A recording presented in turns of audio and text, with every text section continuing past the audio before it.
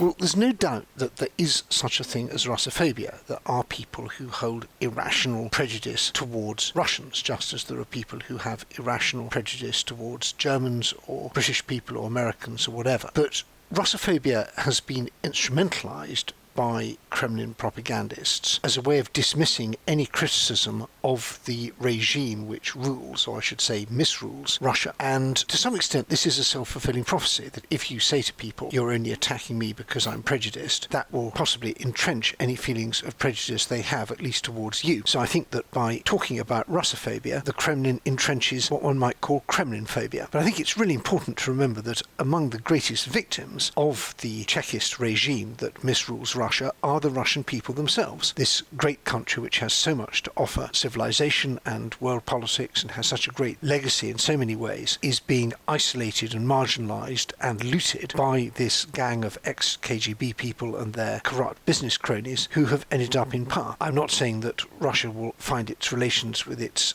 neighbours easy under any regime, because there's a great legacy of imperialism and of suffering on many sides, which is a large historical burden to overcome. But one shouldn't conflate these difficult questions of history and the guilt and responsibility and to some extent resentments that history has left with this very binary concept of Russophobia, where you're either a good person who likes Russia or you're a bad person who hates Russia. That's a Kremlin construct, and we shouldn't allow them to get away with it.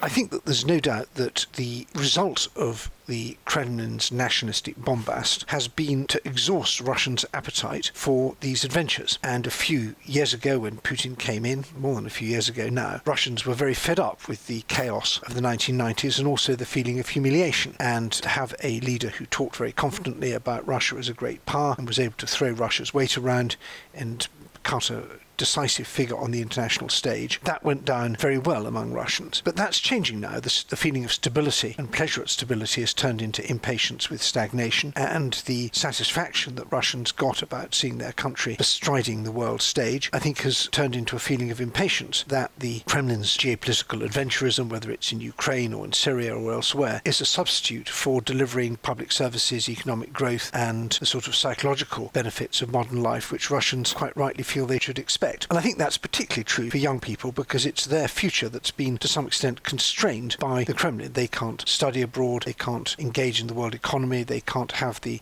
rich and fulfilling lives that they would have if Russia had chosen a different path under Putin, rather than going down this road of bullying its neighbours and trying to be a kind of rogue state, which does bring serious consequences for the population.